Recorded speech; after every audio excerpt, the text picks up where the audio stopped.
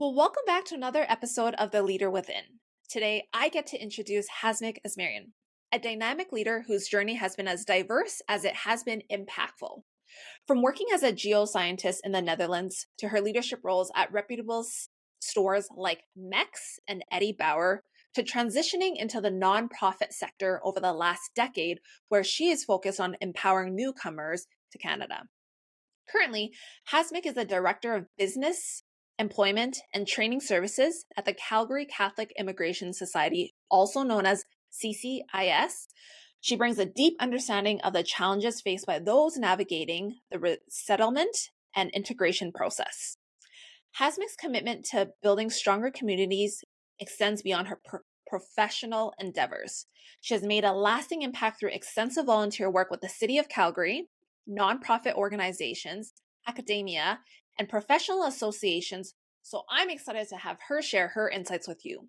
Well, welcome, Hasmik. Can you tell us a little bit more about how you discovered your passion and your niche? First of all, before talking about my passion, I would like to take the time to thank you for this opportunity.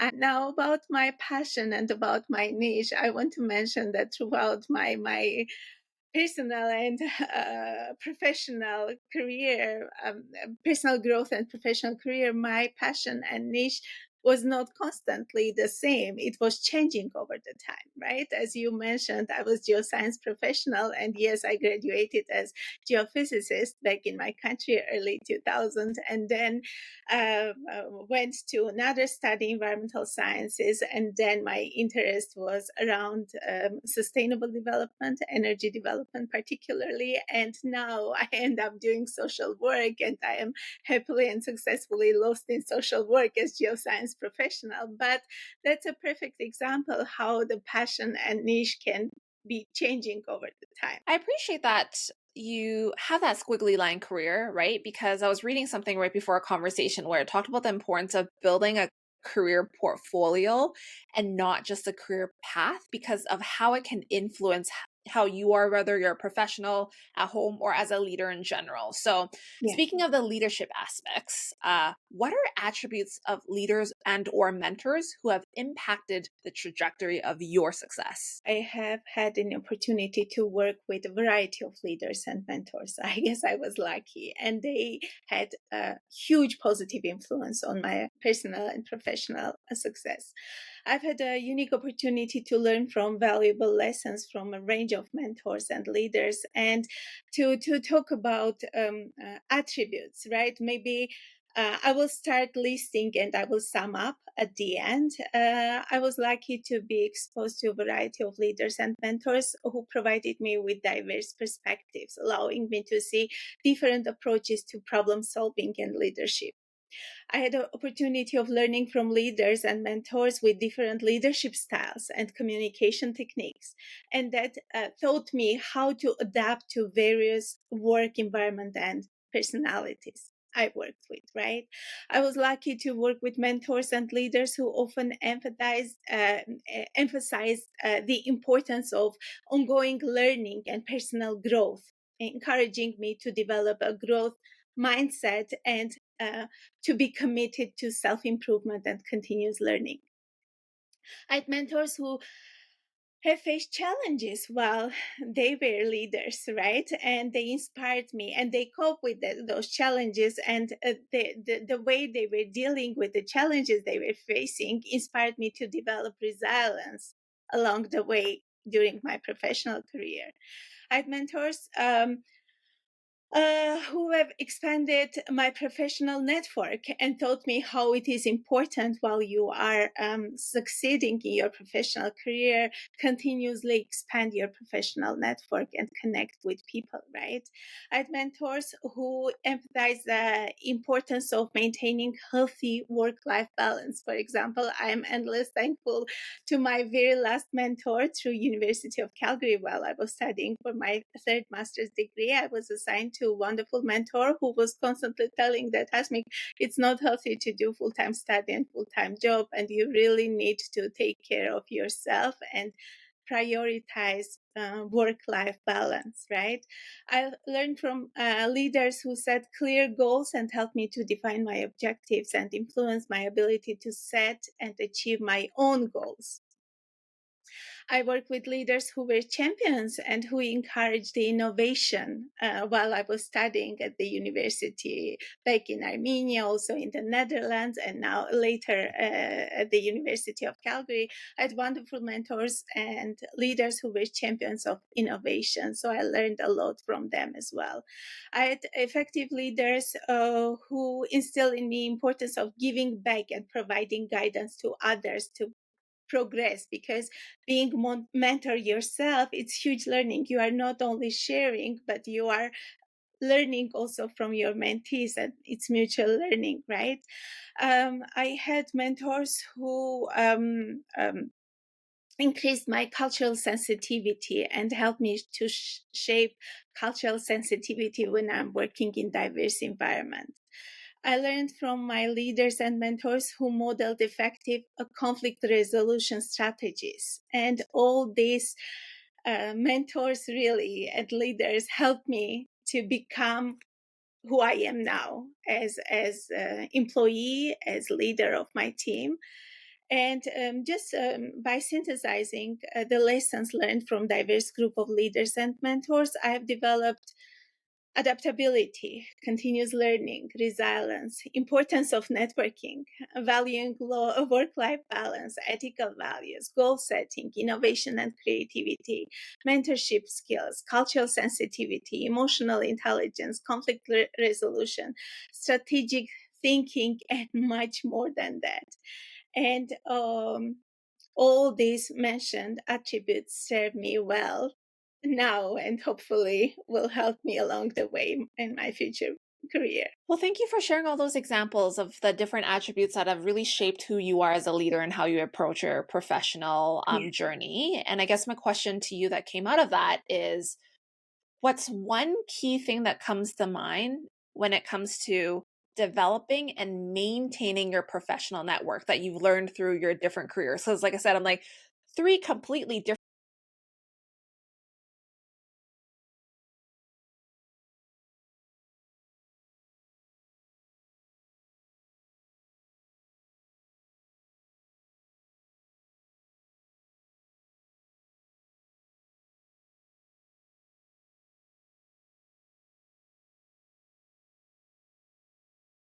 Strangers and start conversation, or moreover invite them for a coffee meeting out, right? When I was new to this country, I was told that the only way to build your professional network is to reach out and invite them for coffees. It was my first time. It was strange to me, right? How I'm going to do that, but courage to do that, and the first pleasant experience that it works. People here are the most helpful and the most genuine people who are there to give you hand, to share experiences, their own challenges they face, and courage to meet with them and learn from their experiences. Nobody's positive or negative experience can be example for yourself. You just need to listen, filter the information, because every person is unique with the skill set they are bringing, the career goal, and many more, right? But at the same time, courage to reach out, being genuine, asking questions, being curious, most importantly, being grateful that nobody owes you something, right? The only person who is responsible for your career success is yourself. Take the responsibility of your own career success and be open to do the research to understand who are people around who can be key people and help you to get there, right? Be thankful, grateful, and continue to expand your professional network, because that's the way. This is the network that is going to help you to succeed.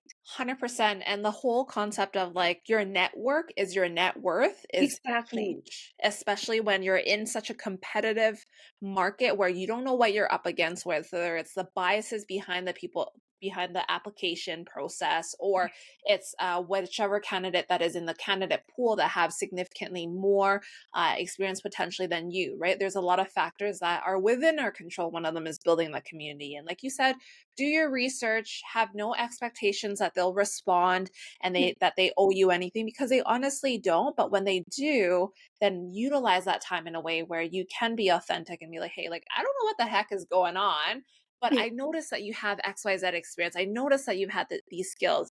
Help me understand. How do I get that? Right. Yes. One more thing before we move forward, Angela, I would like to mention, because this is common challenge that I see, and the sooner people understand this, the easier it is for them to continue developing their professional network. When they are reaching out to a network, the only thing to request is people's expertise, advice, and direction, nothing more. Because it's wrong to think that people who never met you, who never know who you are going to give you a job. No.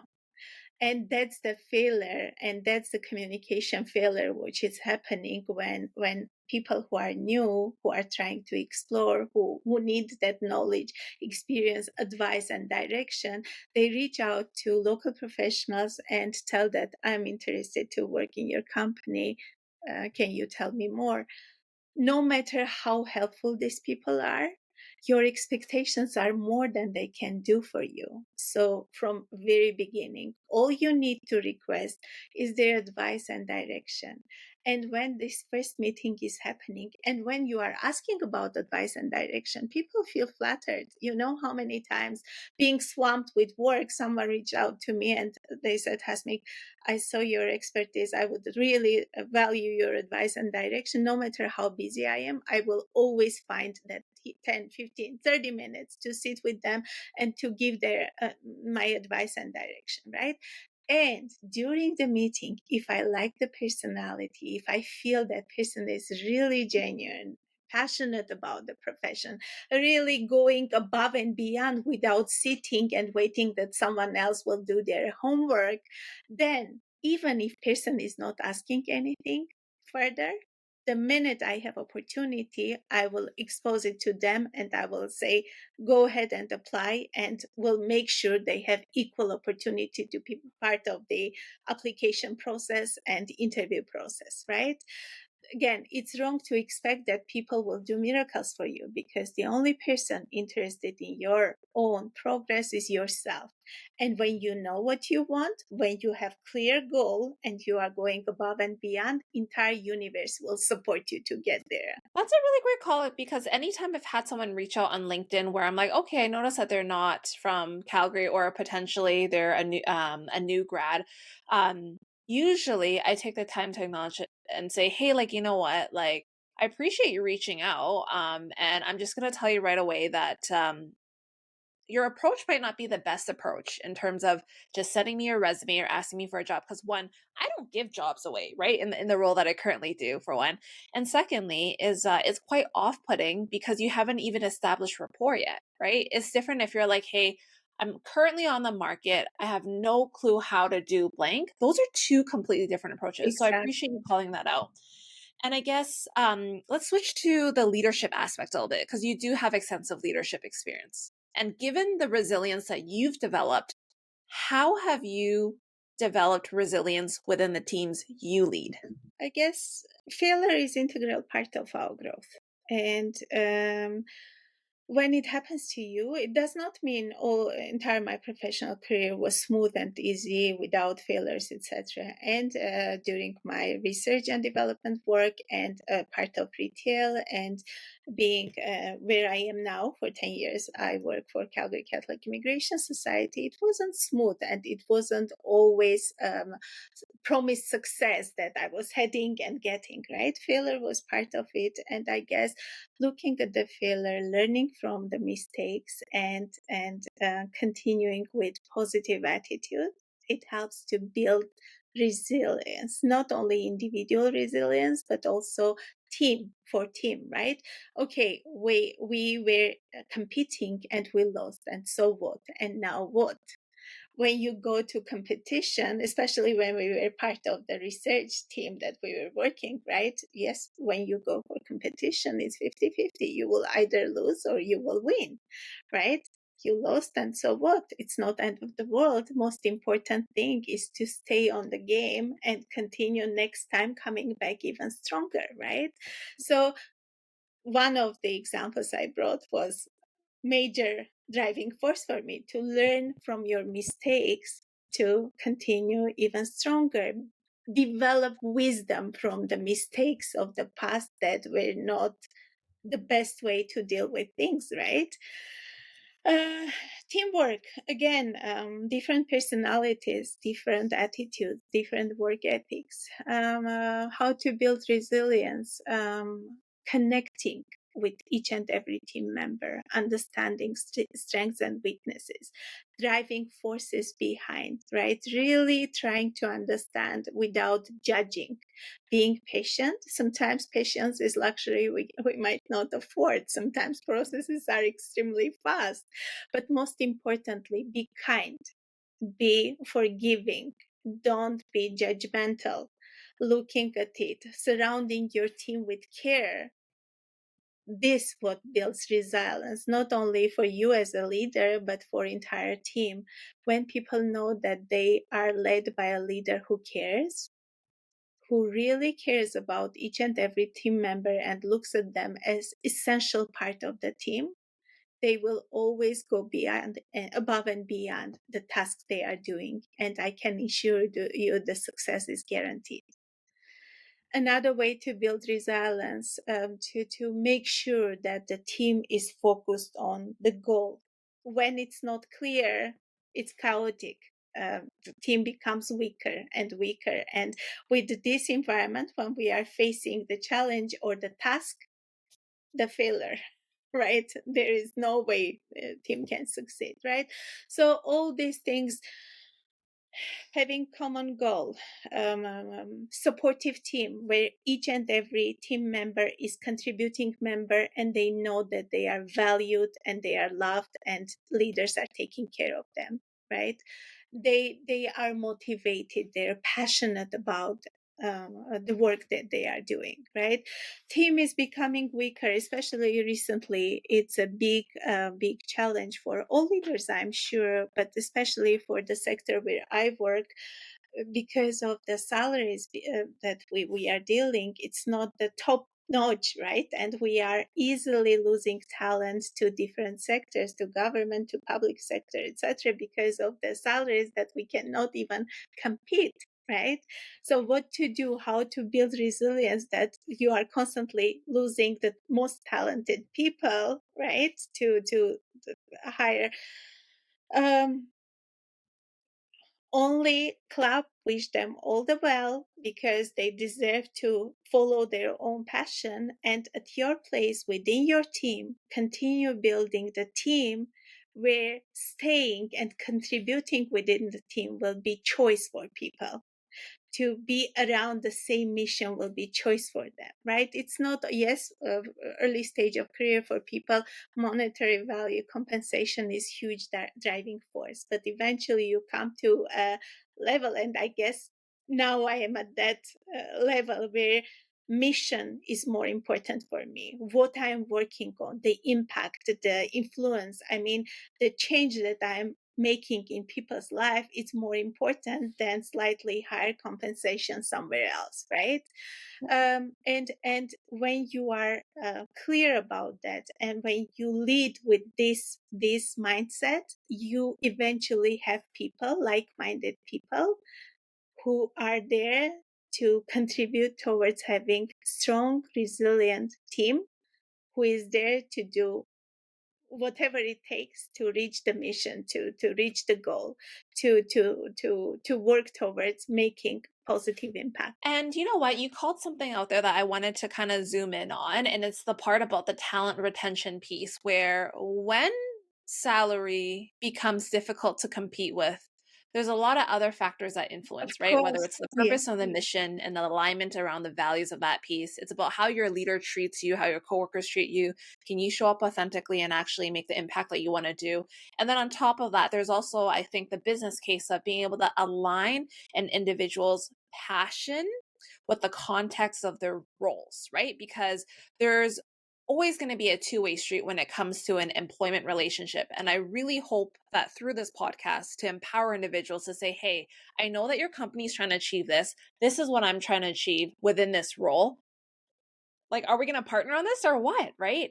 And some leaders will see that more as a threat at times because they're like, well, if I give you the experience with the projects that you need, you're going to leave me right away, which totally hear you because it can cost a lot of time and resourcing to invest into that person.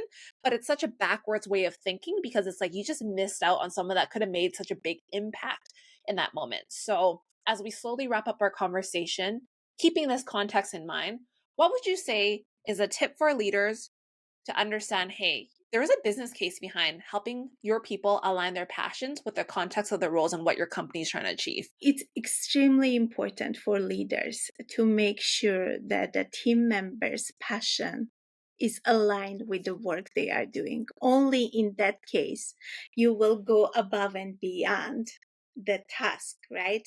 If people treat this work, this is another task that I need to deal with this today or this week or this month, you are not going to go a long way. The task will be completed. To a certain extent, it might be even completed very well, but it's not long term.